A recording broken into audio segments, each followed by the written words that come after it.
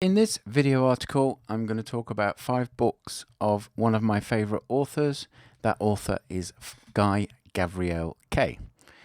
Brief overview of Guy. He's a Canadian writer. He's written 16 novels. They're categorised as historical fantasy, although he tends to call them historical stories with a quarter turn to the fantastic. You take your pick what you would call them.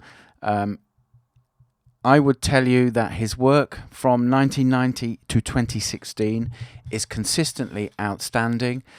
He wrote 3 books before 1990. They're more traditional style fantasies. They're pretty good. They didn't need none of those 3 books. They're part of a trilogy. Made my favourite 5. The 3 books he's released since 2016, for me, have just been a little lower. They've still been good, and I've reread all of them apart from the latest one, which literally only came out 6 weeks ago. But they're not as good as his work in this period from 1990 to 2016.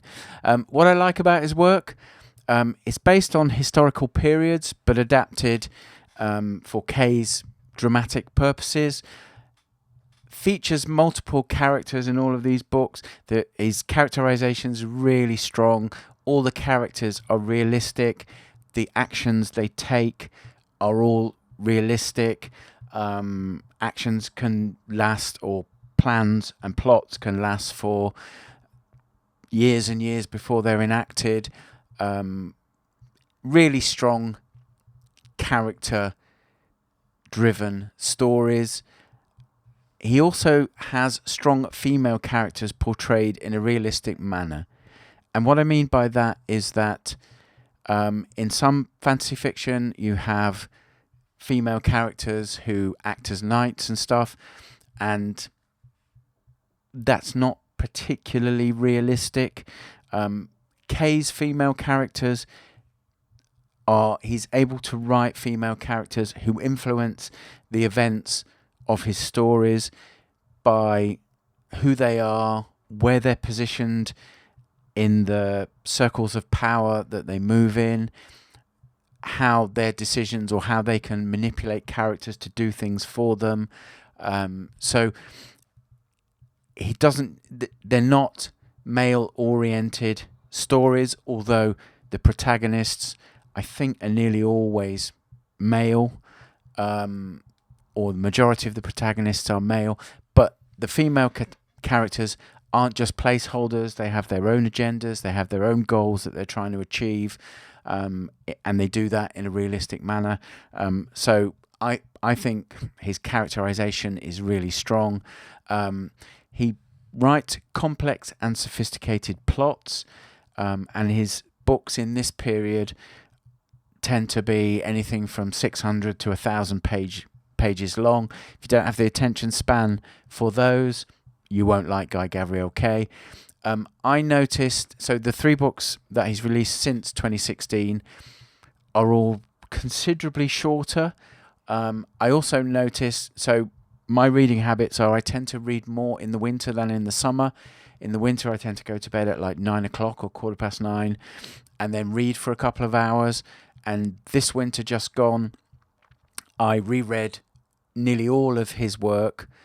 Plus, after that, I came across the new, or the reworking rather, of Shogun as a TV series. I think it was on Disney Plus. And watching that made me want to reread Shogun, and then I reread some of James Clavell's other historical novels. And rereading Shogun after just reading a lot of Guy's works made me see similarities between them that I'd never thought about before. I don't know if I know in interviews that Guy's talked about Dorothy Dunnett being an influence on him. I've never read any Dorothy Dunnett, so I can't comment. But Shogun in particular, the world building, the way the world building's built into the action, multiple characters, each pursuing their own goals, complex plots that interact, betrayals. everything that's in Shogun you can find in the more complex of Guy's work. So I do wonder if there was some kind of unconscious influence at some stage. If Guy, if you're watching this, please drop me an email. My email address will be on the last slide, so I can interview you on your writing process and I can ask you that question. Anyway, complex and sophisticated plots. Also, he has a rich prose style. I was going to screenshot a couple of examples and read them, but I'd much rather you went to Amazon after you've seen my suggestions, pick one of them and read it if you've not read his work before, and you can find examples of his prose style in the sample that you'll see on Amazon. So the first book that I chose is called The Lions of Al Rassan. Now, the setting for this book is like an analogue of Spain in the time of El Cid, and most of Guy's books are set in historical style settings that resemble specific time periods and places in our world, and I'll talk about each of those in when we come with each book. There are three main characters in this book, and he has one character from each of the three main religions that you'll find as threads running through all these books, apart from one, which will be the fourth book I talk about. Those religions are analogues of Christianity, Islam, and Judaism, and in the books set in kind of European settings, inverted commas, the friction between the analogue of the Christian religion, which is the worship of Jad, the sun god, and the analogue of the Islamic religion, which is called the Asherites, or the children of Asher. I hope I've got my pronunciations right there. That friction is an underlying backdrop to all of the books with a European setting, and he has one character representing each, which allows him to explore some interesting ideas, thematic ideas on religion and dealing with other religions. There is some magic in this book, but not much. So the way that magic worked chronologically in his writing, he wrote three fantasies in the 80s. They're called the Fionnevar trilogy, which are much more conventional epic fantasy style books with magic creatures, etc., etc. Then in 1990 he wrote a book called Tigana, which nearly made the list but not quite, but it's definitely worth reading. That was veering towards the kind of work he would produce shortly after, but there were wizards. The main two antagonists in that book are both wizards, and wizardry and magic was a big part of the book and how the main characters could engineer a resolution. Then in 1992 he wrote a book called, or published a book called A Song for Arbonne, and this was much more like the books that we're going to talk about over the ensuing slides, where there is some magic, and often the magic's tied to a religion, but all of the plot, all of the character actions are driven by their own agency. They're not driven by magic. They're not having to work out how they can deal with magic or anything like that. And so magic and supernatural events, let's categorize them as that, are much more a flavor rather than a major part of the story, as you might find in, say, anything by Brandon Sanderson or an author like that. So this is the first book of his that I'd recommend, and the reason I recommend it is because it isn't a simple book. It's a complex, nuanced book, but compared to certainly the next three books we're going to talk about, it is slightly simpler. The next three we're going to talk about are much denser, much more nuanced, much more complex and more sophisticated, while still being entertaining to read as well. So the first of those, the second book I'll recommend, is called Sailing to Sarantium. This is part of the only connected books that directly follow each other. So you could think of this actually as these two books are actually one story, but for publishing reasons, they couldn't publish a 2,000 word page book, so they split them into two. Although I don't think it was written in that way. So this is the first one of the two. The setting is an analogue of 6th century Constantinople. As I mentioned on the previous slide, richly detailed setting, populated with great characters. There are multiple characters we follow, ranging from the protagonist, who's a mosaicist who has to travel to Sarantium to tile the dome of the cathedral that's been built there. There are emperors and empresses. There are people who aspire to be the same. There are much more minor characters that we get to know. People who work with Crispin, who is the mosaicist.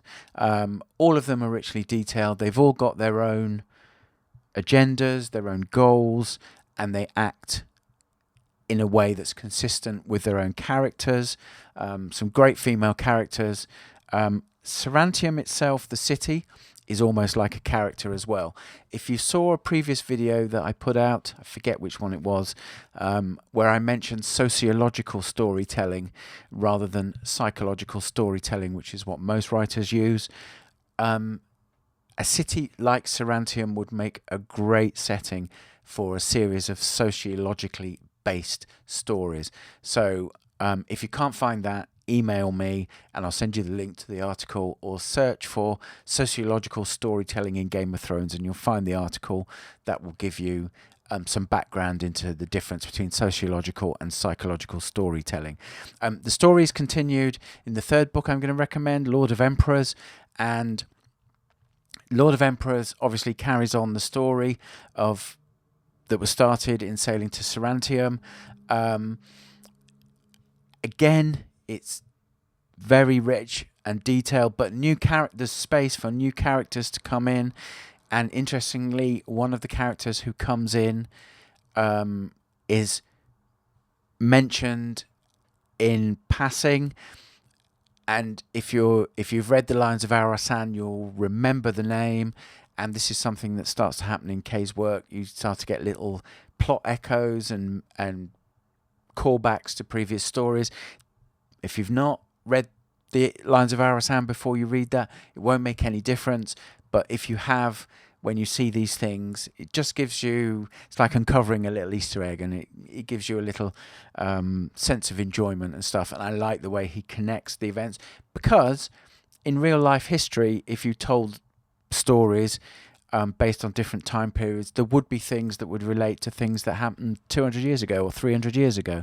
So but it's something he does which I really like, and some readers of his work I've seen in reviews don't like it so much, but I think it's pretty cool. Both of these books, as I mentioned, are definitely a level up from The Lions of Arasan, and they are more complex, more sophisticated, more nuanced, definitely worth reading. I've reread these two 5 times, 6 times, something like that, and you always find new things in them. Under Heaven is the 4th book I'm going to mention, and this and a book that came after it, River of Stars, are set in alternate analogues of China. This one is an analogue of 8th century China. Again, detailed settings, strong list of characters, nuanced plots. There's betrayals, there's rebellions, there's all sorts of things.